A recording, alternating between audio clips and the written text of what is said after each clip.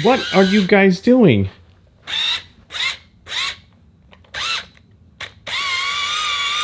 I don't think that's how you're supposed to race the car. Where's your brother? He's in there. Is he? Hey. Hey, get out.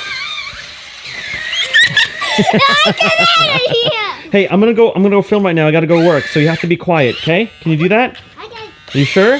Because it's not being quiet right now. Hey, if you're quiet, we'll go get some milkshakes afterwards, okay? What? Oh, yeah, but you gotta be quiet while I film. Just give me like half an hour. Like a half an hour. Yeah, okay, see you later.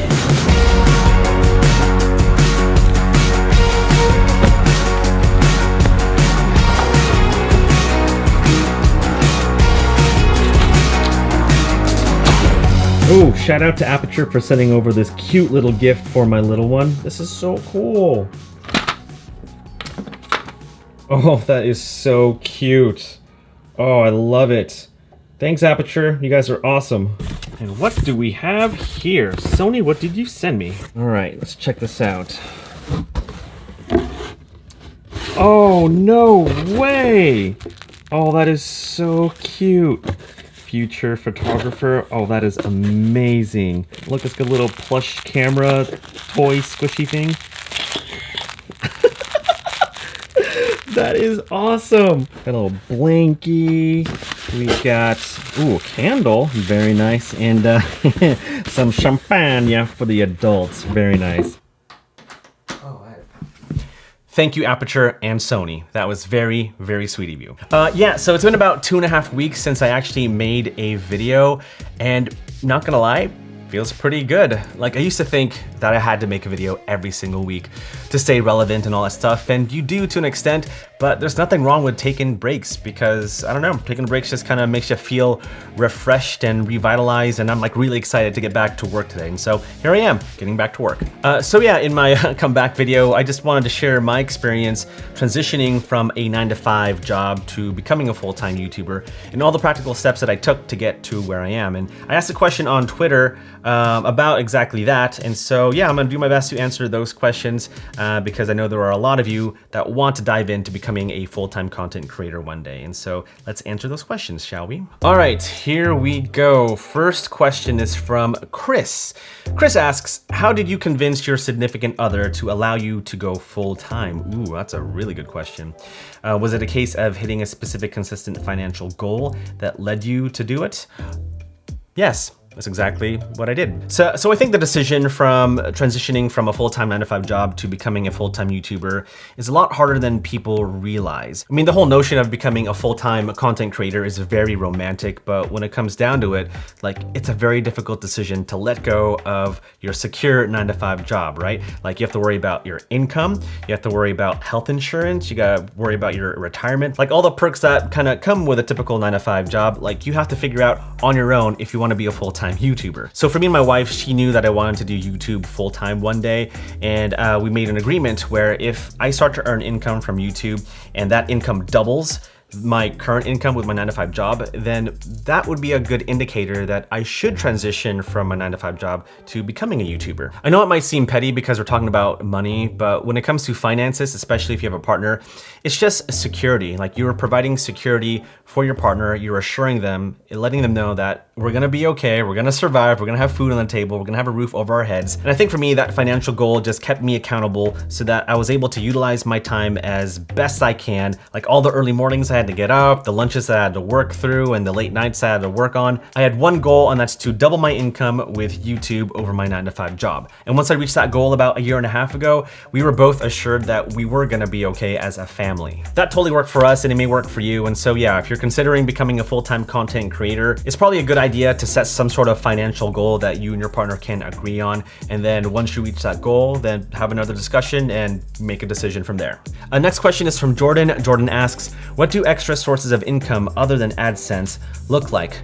Great question, and you all may or not know this, but it's best to diversify your income streams. Like, it's not enough just to rely on YouTube AdSense. In fact, I make the least amount of money with YouTube AdSense, and I make way more money with my other streams of income. But if you're gonna be a content creator, you have to diversify your income. You gotta join affiliate programs like through Amazon or through B&H. You gotta work on brand deals, like good brand deals, and you gotta think about selling your own own products, whether it's digital or physical products. Like when you decide to become a full-time content creator, like you can't think of yourself as just a creator, but you are a business person. You're deciding to start a business. And with that said, you have to think of multiple streams of income so that you can not only survive, but also thrive as a business. So for me, my main streams of income consist of YouTube AdSense, of course, affiliate programs, client work, brand deals, and digital products. Good question. Oh, it's getting hot in here. Texas, you are hot. Next question is from Derek. Derek asks, how do you handle traveling and leaving your family for extended periods of time while you work? Well, I haven't been traveling since the pandemic, good sir. But now that things seem to be getting better, hopefully, I will be traveling a lot again. But before the whole craziness, I just tried my best to communicate with my wife. I'd say, hey, there's this event that I think it's a good idea for me to go to.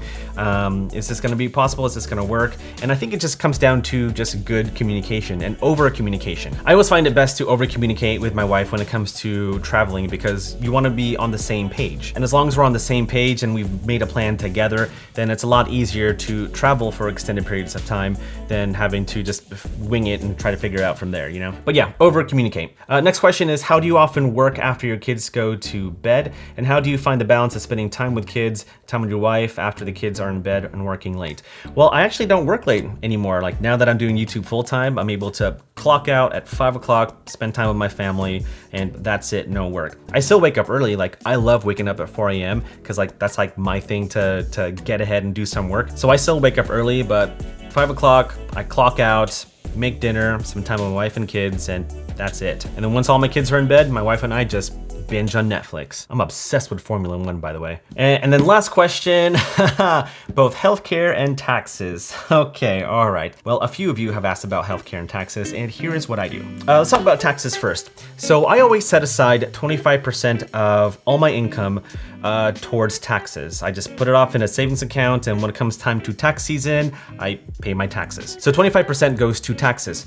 Another 25% goes back into my business. So that includes things like investing in gear, marketing, and all the other accoutrements of running a business. I set 25% of my income towards that.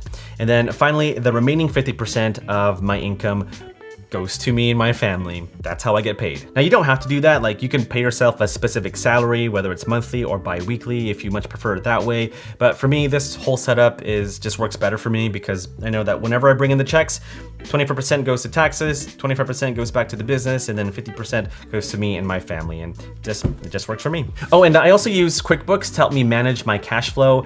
It's great. I love QuickBooks. Not sponsored, by the way, but it just helps me categorize all my expenses. It helps me see what my taxes are going to be by the end of the year. Really great service. Highly recommend it, especially if you're someone that doesn't have a lot of business experience.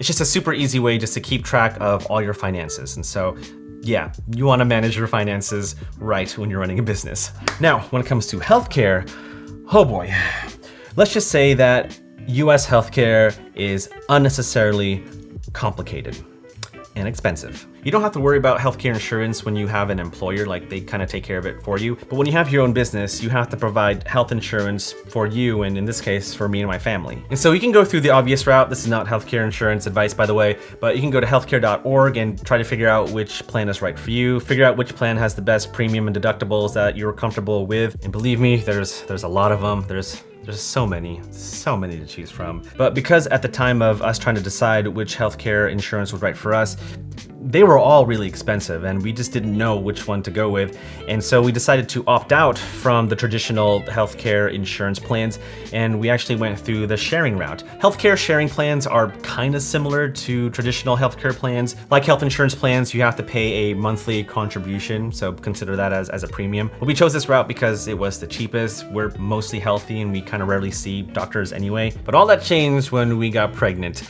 And so yeah, that was complicated. I personally much prefer going through the traditional health insurance route versus the health sharing plans out there. Both are terribly confusing, but from experience, I find that traditional health insurance plans through healthcare.org are a lot less confusing than going with a health sharing plan.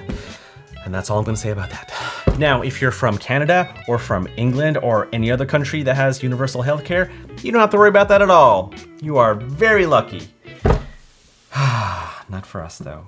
not for us. All right, I'm done. Well, hopefully that answers some of your questions. And if you have any more, then let me know in the comments below. I know the whole process from transitioning from a 9-to-5 job to becoming a YouTuber is it's really complicated. So if you have any questions at all, let me know in the comments below. And for those of you that are full-time YouTubers, feel free to chime in and answer some of those questions because it's just good to help each other out. All right, guys, well, that's it for this video. Thanks for watching. Thanks for hanging out. Man, it feels good to be back.